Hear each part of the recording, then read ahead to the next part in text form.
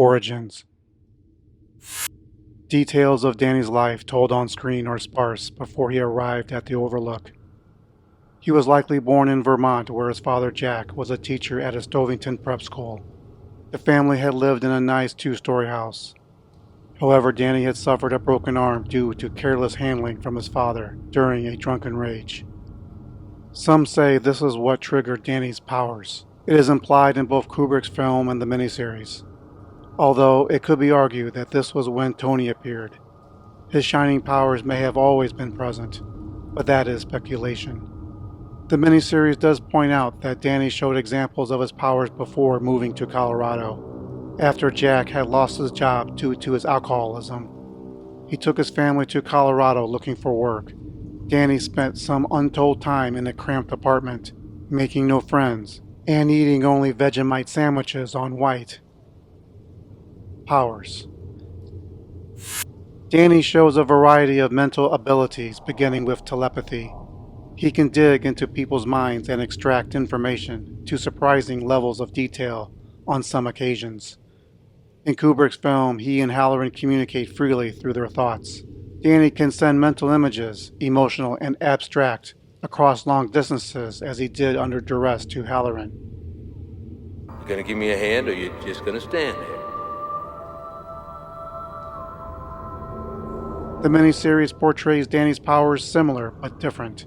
Danny can blurt out words at an extremely high wattage. He too can send an audio telegram to Halloran, so powerful Danny can knock Halloran off his feet. Both Dannys have the power of precognition, seeing visions of the future. They come when Danny is in a trance. The visuals are very dreamlike. What is seen in Kubrick's adaptation are abstract. These images are difficult to interpret in detail, but are very convincing of the foreboding events soon to come.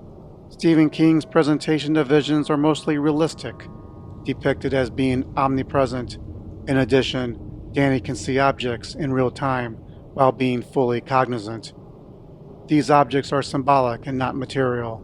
This includes a taunting poster or the words "Red Rum" that appears out of nowhere that no one else can see. The Dannys also have the power of real-time clairvoyance, seeing places and events in the present without being there.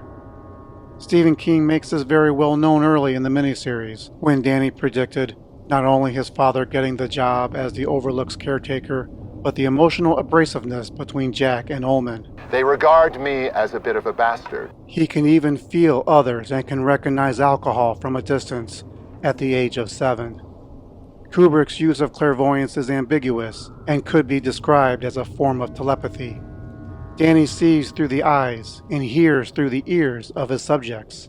He sees what they see and experiences the emotions they feel. Visions of the past may have been a result of tuning in to the Overlook's shining powers, as described by Halloran. If someone burns toast, maybe things that happen leave other kind of traces behind. They are spontaneous, the effects appearing only in a blink of an eye. The visions are most often violent and disturbing. Another power both Dannys possess is telekinesis, the ability to move objects through the mind without touching them. The miniseries gives examples early by depicting Danny's power to manipulate physical objects as uncontrolled, unfocused thoughts that overload the material stability nearby, mostly plastic or glass. The Kubrick film shows no such ability, at least not explicitly. It has been opined in quiet circles as an alternative yet dangerous theory that Danny moved the walls within the hedge maze. By freeing himself, he trapped Jack in a forever loop, physically and metaphorically. Conversing with the dead is likely the most powerful and cursed ability of The Shining. It allows those of the living with The Shining to see, sometimes speak with those of the dead. I'm gonna eat you, Danny. I'm gonna start from the toes and just work my way up. The more powerful living examples of The Shining, like Halloran and Danny, will find it easier to recognize the spirits. The powers work both ways, as the Overlook amplifies its ghostly victims to breach into the living world. They too seek out first those who can see, and if powerful enough, can appear in front of others with lesser shining abilities, or none at all. Tony. Tony is Danny's alter ego. Like Danny, Tony can see into the future, things that Danny does not know yet. In the miniseries, Tony is a floating force ghost that makes appearances when Danny is awake or in a trance. Reasons for the different methods are inconclusive. The miniseries conclusion reveals why an older teenager would be so interested in Danny, because Tony is Danny. Tony is Danny 10 years into the future. It is unknown if this was Danny's attempt as a teen to time travel into the past to rewrite the future. It also could be Danny, the 7-year-old, subconsciously looking into the future for guidance, yet unwittingly defied the advice he was needing. Again, simply speculation. Kubrick's film went into a different direction. Tony made his appearances through a wagging finger. According to Danny, he was a friend who lived in his stomach. Tony is a known entity, at least to his mother, who too communicates with him. Tony has opinions and shares them with Wendy and Danny alike. When under duress, Tony can possess Danny's mind and body, speak in cryptic words and write backwards. Messages, warnings of the immediate future. It is implied that Tony appeared after his accident at the hands of Jack. This may have been the moment where an alternative timeline branched off and led the family to Colorado, the Overlook, and the terrible experiences there. It was never revealed who or what Tony was. Was it the Shining manifesting a new, little understood power, a result of mental illness due to emotional trauma? Or are we safe to assume this was a faithful adaptation, and the finger of Tony, a spirit from the future, was a better demonstration from Kubrick rather than the miniseries' very literal one? His father. The bond between father and son is one of the biggest differences between the film and miniseries.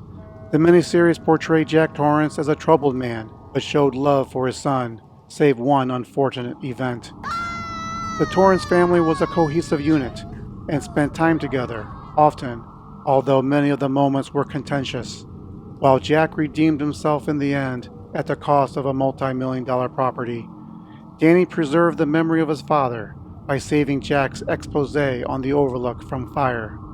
With the Inferno destroying everything inside, Jack's research may have been the only recorded history left on the property. Whether or not it brought fortune or a sustainable income to the family is unknown.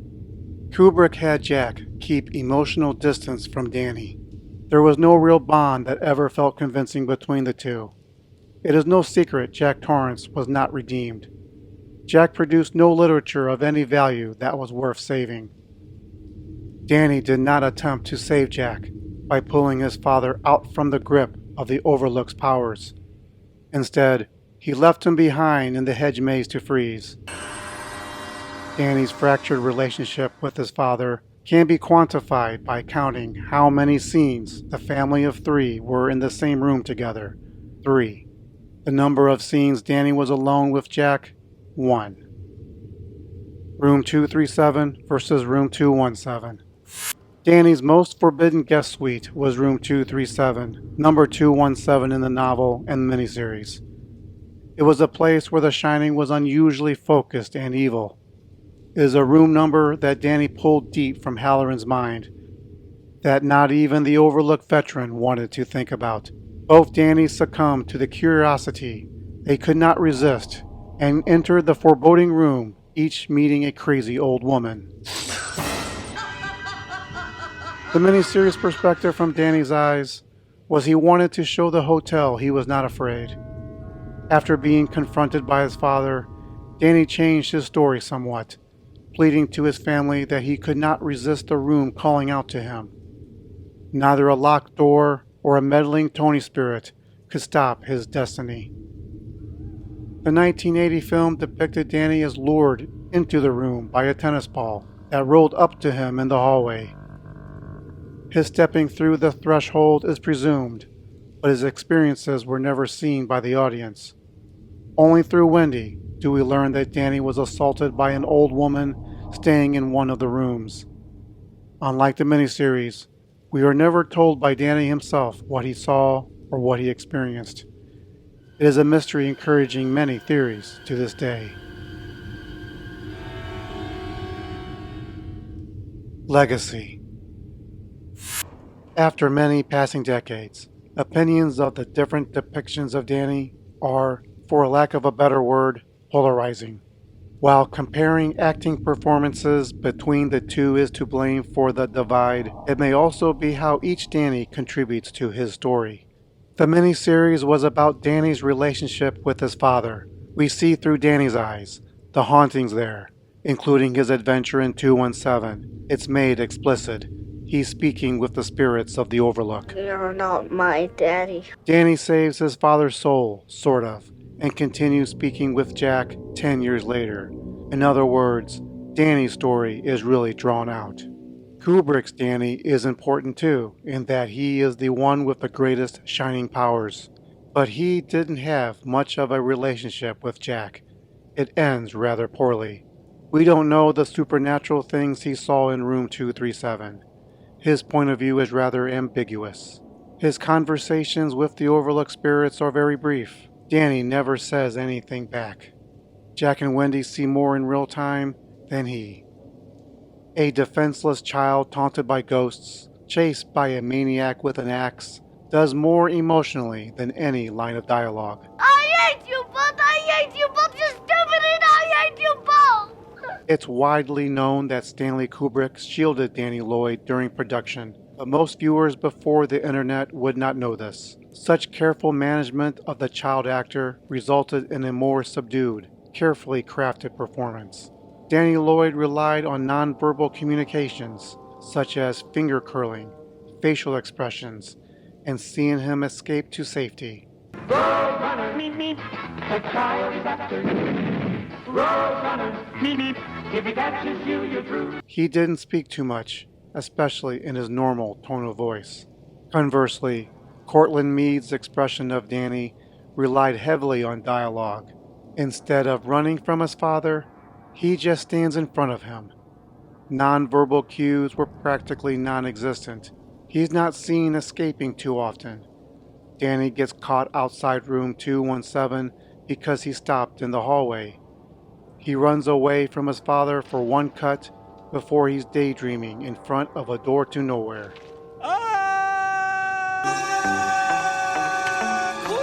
The power of the shining inside the Overlook was illuminous, but it didn't transition into kinetic energy into the miniseries. Like, share, or subscribe if you enjoy this content. This is Mr. G of Synergy saying, don't leave your toys at the feet of a madman. Check out other videos on the channel. Thanks for watching.